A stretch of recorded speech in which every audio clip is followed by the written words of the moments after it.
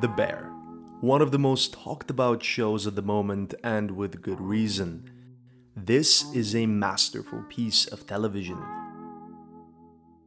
There is so much to unpack here, I found it difficult to lock down the specific topic for this essay.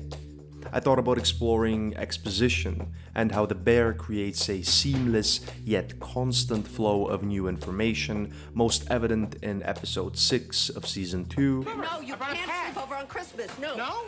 No, okay. Big Neil got us. You know what? Shut up. Michael! Michael, hit him. Hey, Michael! AKA the most anxiety-inducing hour of film I've seen since Uncut Gems.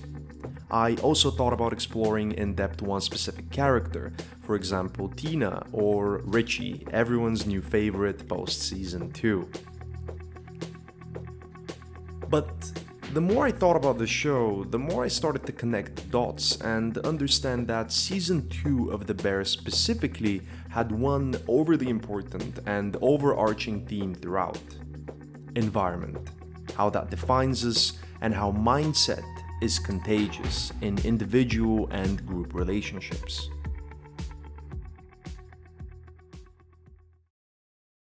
Season 1 of The Bear is a time of decay.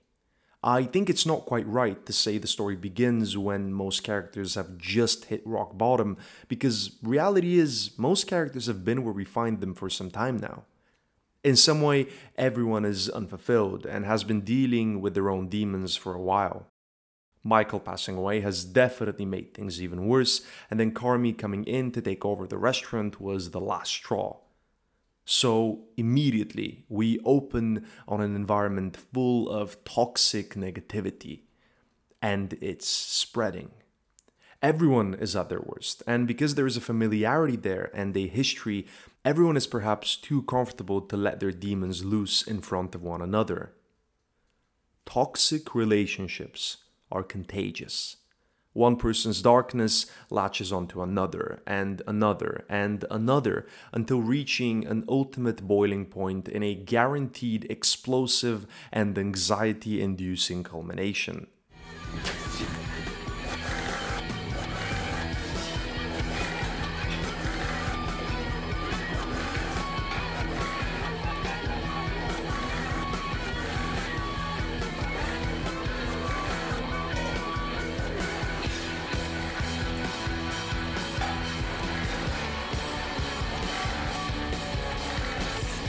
Cousin, there's a fucking line. Are we open or not?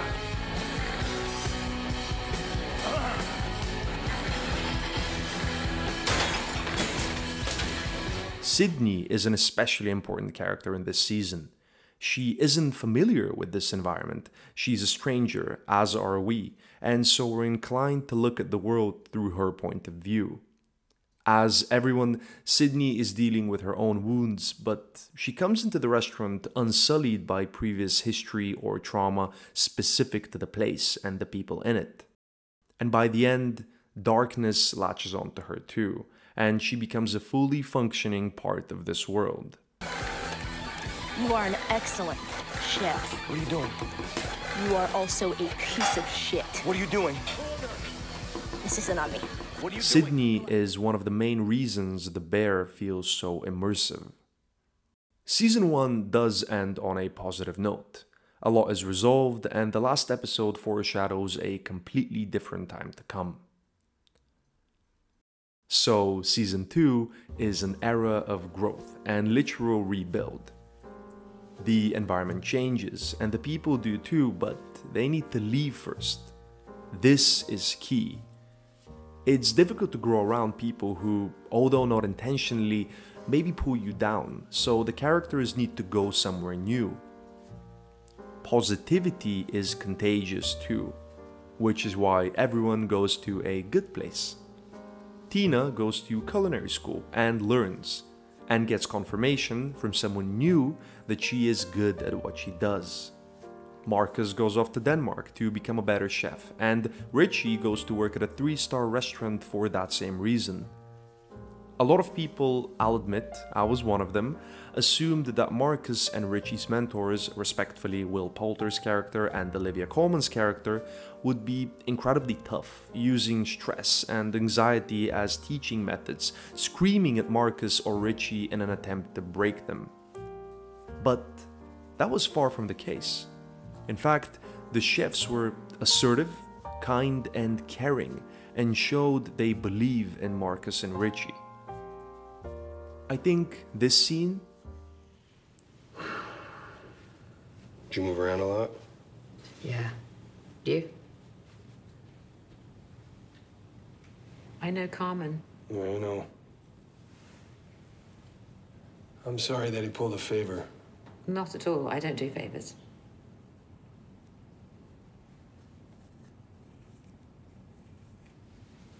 How's that? That's great. Can I do another one? Yes, please do. And this scene... Less about skill and it's more about being open. Open? Yeah, to the world, to yourself, to other people. You know, most of the incredible things I've eaten haven't been because the skill level is exceptionally high or there's loads of mad, fancy techniques. It's because it's been really inspired. You know? I like that. You can spend all the time in the world in here, but if you don't spend enough time out there, Right. you know? Helps have good people around you too.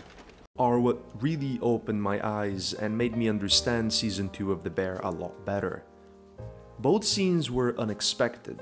The show is famous for its high-stress, fast-paced world building, so I was curious why Christopher Storer decided to take a different approach here.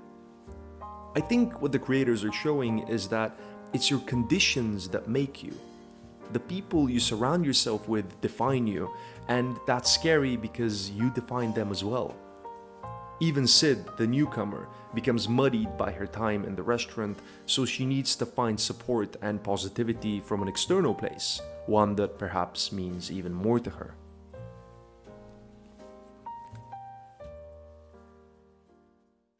Carmy is different. In Season 1, toxicity is everywhere, but in Season 2, we're in the stage of positivity, right? Which is contagious, right?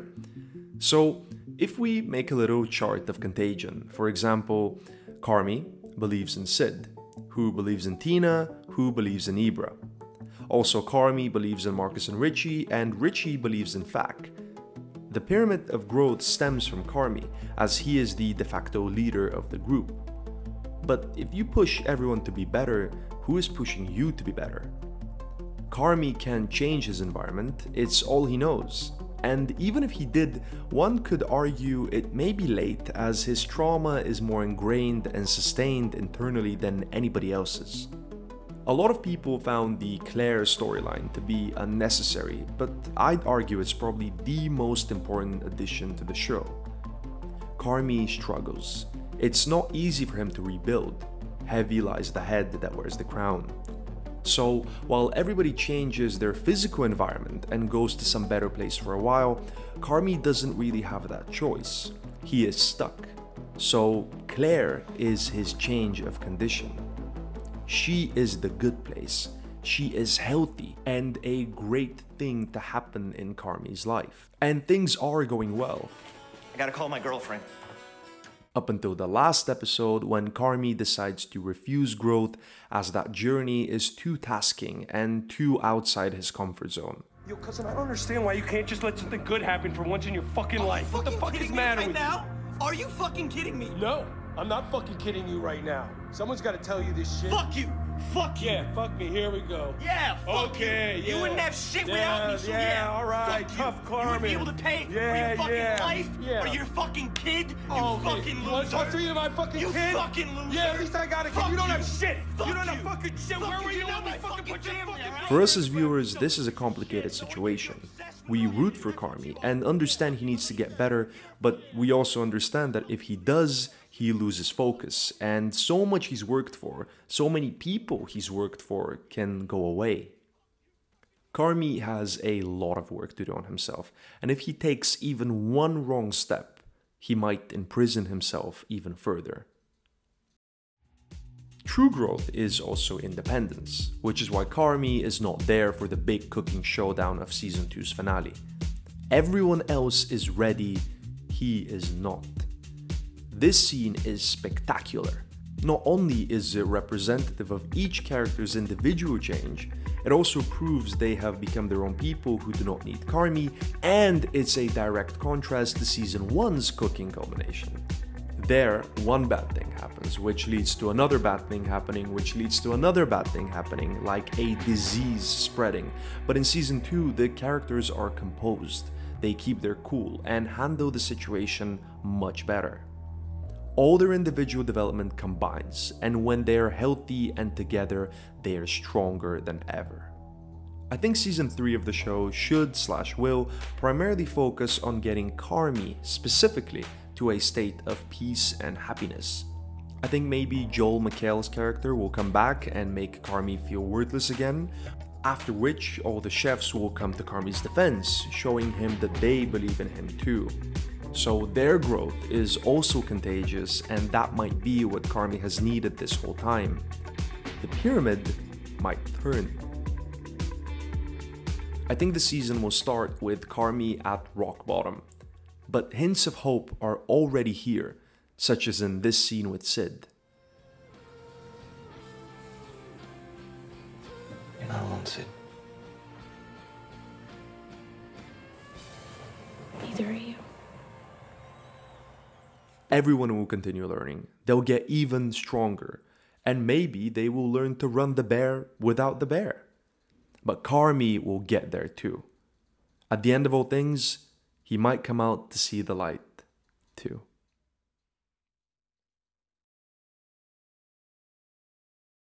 Thank you so much for watching another video essay. I do hope you have enjoyed, and please share any thoughts and comments you might have about the bear. I love reading each and every single one of them. Please do consider liking and subscribing, and let me know if there are any specific video essay ideas you'd be interested in seeing me explore. Next week, there's a fun one coming out on Barbie and Oppenheimer, so stay tuned.